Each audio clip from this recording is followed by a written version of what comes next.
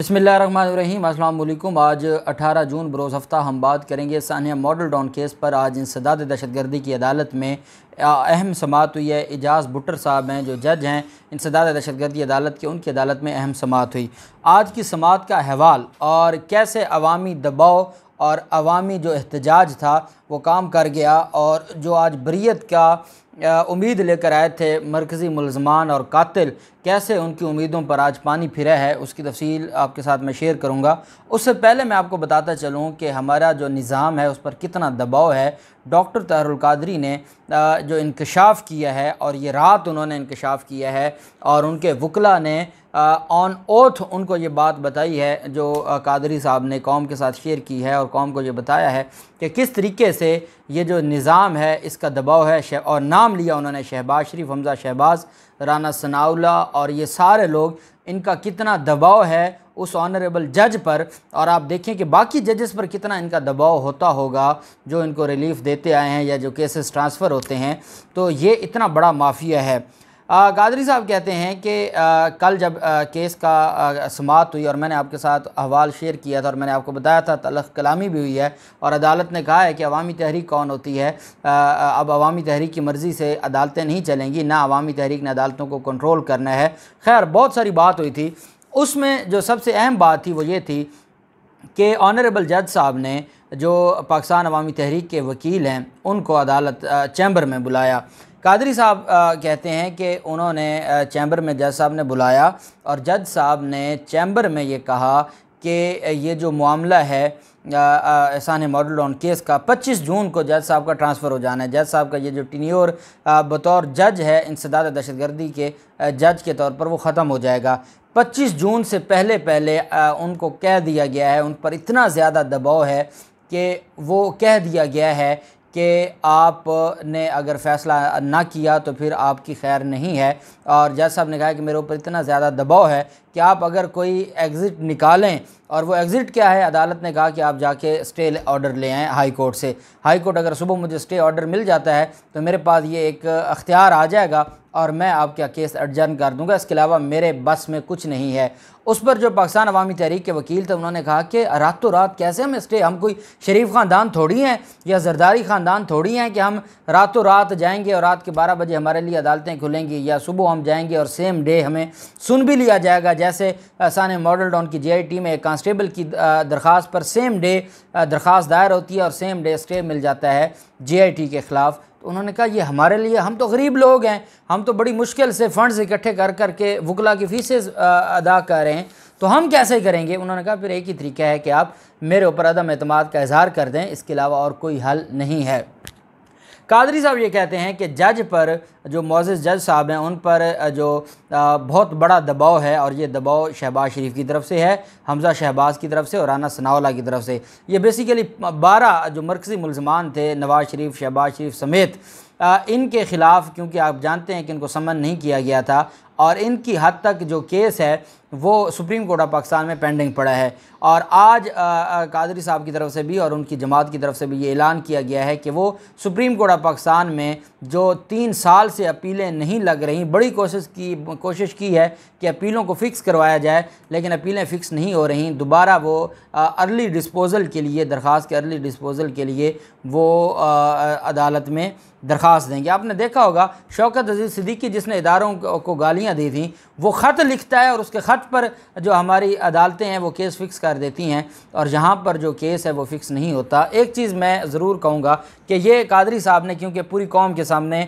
अपने इंटरव्यू में भी, मीडिया के ज़रिए भी, और अपना उन्होंने जो पैगाम दिया अपने सोशल मीडिया चैनल्स के ज़रिए, उस पर भी उन्होंने कौम को भी और सुप्रीम कोर्ट ऑफ पाकिस्तान को बता दिया है कि आपके जज पर दबाव है। जज खुद ये बात कह रहा है, और जो वकील है वो ऑन ओथ कह रहा है कि जज साहब ने ये बात की है। तो वहाँ तो आपके पास तो सारा रिकॉर्ड मौजूद होता है, कैमरे लगे होते हैं अदालतों में, चैम्बर में कैमरे लगे होते हैं। इस वजह से मेरी उमर अता बंदयाल साहब से ये गुजारिश है कि जहाँ बाकी हाई प्रोफाइल केसेस हैं, ये भी पाकिस्तानी हैं, ये भी पाकिस्तानी शहरी हैं, इस केस पर आज खुद नोटिस लिया जाए, जज साहब को बुलाया जाए, जज साहब से पूछा जाए कि कौन आपको दबाव का शिकार कर रहा है, किसकी मजाल हुई कि वो एक अदालत के जज को कहता है कि आप 25 जून से पहले पहले फैसला करके जाएं? कौन है जो इस केस को तबाह बर्बाद करना चाहता है? कौन है जो 25 जून से पहले केस को ख़त्म करना चाहता है? ये चीज़ें अब ज़िम्मेदारी बन जाती है जब कादरी साहब ने, और वो ज़िम्मेदार हैं अपने बयान के, और वो अपने वकील को कोट करते हुए अगर इतनी बड़ी स्टेटमेंट दे देते हैं कि जज साहब चैम्बर में बुला के कह रहे हैं कि जी मेरे ऊपर इतना दबाव है, मैं बेबस हो गया हूँ और मेरे पास कोई ऑप्शन नहीं रही कि मैं इस मामले पर देखूं, इससे बढ़कर क्या हो सकता है? और एक बात मैं ऑनरेबल चीफ जस्टिस साहब से ये भी कहूँगा कि आपके पास 12 मरकज़ी मुल्ज़मान की दरख्वास्तें पेंडिंग पड़ी हैं और आपके ऑर्डर पर जो JIT बनी थी वो 3 साल से लाहौर हाई कोर्ट में स्टे हुआ है। अगर इन मरकज़ी मुल्ज़मान को मुश्ताक सुखेरा, DIG अब्दुल जब्बार और इन सब को रिहा कर दिया जाता है, बरी कर दिया जाता है, हमारा लॉ कहता है कि किसी को अगर आपने बरी कर दिया है तो दोबारा प्रोसिक्यूट नहीं हो सकता, केस दोबारा नहीं चल सकता। तो हुजूर मुझे बता दें कि अगर ये बरी हो गया और उसके बाद JIT की रिपोर्ट आ भी गई तो वो उसका क्या फ़ायदा होगा? अदालतें कहेंगी कि किसी को भी डबल प्रोसिक्यूशन या डबल पनिशमेंट का जो कंसेप्ट है और आईन पाकिस्तान का आर्टिकल है, फंडामेंटल राइट है जो इस बात की इजाज़त नहीं देता, तो फिर बताएं कि ये मज़लूम कहाँ जाएंगे? इनको आपने JIT की रिपोर्ट दे भी दी तो ये रिपोर्ट तो किसी काम की नहीं होगी, इसकी तो हैसियत ही नहीं होगी। इस वजह से और सुप्रीम कोर्ट ऑफ पाकिस्तान में जो दरख्वास्त अर्ली डिस्पोजल की जो कादरी साहब की तरफ से दायर हो रही है उस पर भी, और फिर जो बिस्म अमजद का लेटर है उस पर भी सदर पाकिस्तान का अमरीकी साजिश को उस पर कमीशन बनाने का या इंक्वायरी करने के लेटर पर तो आज तक हमारी ऑनरेबल सुप्रीम कोर्ट से जवाब नहीं आया, लेकिन यहाँ मेरी गुजारिश होगी कि इस पर ज़रूर जवाब दिया जाए। देखते हैं क्या होता है। दूसरी तरफ जो मामला है वो है आज की समात का। आप जानते हैं कि कल भी बहुत बड़े एहतजाज हुए, फिर कादरी साहब की तरफ से भी मैसेज आ गया, फिर सोशल मीडिया पर भी हमने भी कोशिश की, बाकी लोगों ने भी कोशिश की, और अल्लाह ने किया कि आज जज साहब ने जो फ़ैसला सुनाना था, जो फ़ैसला कल बाकायदा जज साहब ने ऑर्डर लिखा और कहा कि फ़ैसला महफूज है और 18 जून को वो फ़ैसला सुनाएंगे, आज वो महफूज फ़ैसले का जो फ़ैसला था उसको ख़त्म करके दोबारा केस को आर्गूमेंट्स में फ़िक्स कर दिया है और अदालत ने केस में दोबारा दलाइल मांग लिए हैं 21 जून के लिए। अदालत में आज जब समाअत हुई तो अदालत की तरफ से तो खैर कहा गया आज दोबारा कि जी बहुत ज़्यादा आपकी तरफ से बातें हो रही हैं और आप प्रेशराइज़ कर रहे हैं, आप अदालत के बारे में झूठ फैला रहे हैं, आप अदालत के बारे में गलत बातें फैला रहे हैं, और यही उन्होंने कहना था। और उन्होंने कहा कि ये जो सारी चीज़ें हैं आप जज को और मुअज़्ज़ज़ जज को और अदालत को बदनाम करना चाहते हैं, लेकिन ये भी बात हकीकत है कि अगर ये एहतजाज, पुरअमन एहतजाज जो आईन पाकिस्तान ने हक़ दिया है, ये ना होता तो आज केस का फ़ैसला हो जाना था, और अभी भी 21 जून की तारीख़ है, 25 जून में से फिर 2 दिन रह जाएंगे। तो ये बहुत बड़ा सवालिया निशान है। ये हमारी सुप्रीम कोर्ट ऑफ पाकिस्तान की ज़िम्मेदारी बनती है, चीफ जस्टिस उमर अता बंदयाल साहब की ज़िम्मेदारी बनती है कि वो इस मामले के ऊपर एक्शन लें। और आप पाकिस्तान अवामी तहरीक के पास भी सोमवार और मंगल 2 दिन रह गए हैं। अगर वो लाहौर हाई कोर्ट में, फ़ायदा इसलिए नहीं है कि जहाँ 3 साल में JIT पर नहीं फ़ैसला हुआ वहाँ ये जाएंगे भी तो कौन सा स्टे मिल जाना है, लेकिन इनकी ज़िम्मेदारी बनती है कि ये यहाँ भी जाएं और सुप्रीम कोर्ट ऑफ पाकिस्तान में भी ख़त न लिखें, बाकायदा दरख्वास्त, चाहे भले दरख्वास्त खारिज हो जाए, लेकिन कौम को ये तो पता चलेगा कि रात के 12 बजे हमारी जो ऑनरेबल को अदालतें खुली थीं तो क्या वो एक मज़लूम की दरख्वास्तों पर भी फिल फॉर एक्शन लेते हैं, कोई नोटिस लेते हैं। मैं बड़ा पुरुमीद हूँ, मुझे ये लगता है कि चीफ जस्टिस उमर अता बंदयाल साहब इंशाअल्लाह इस जुल्म के ख़िलाफ़ नोटिस लेंगे और इन लोगों के ख़िलाफ़ कार्रवाई करेंगे। जज एजाज़ भुट्टर साहब को मैं इस वजह से, क्योंकि एजाज़ भुट्टर साहब बड़े अच्छे तरीके से केस को चलाते रहे, उनकी नेक नियति पे कोई शक नहीं है, और ये एक ही बात है और वो दबाव है। ये इतना बड़ा दबाव है कि ये जज साहब ये दबाव बर्दाश्त नहीं कर पाएंगे।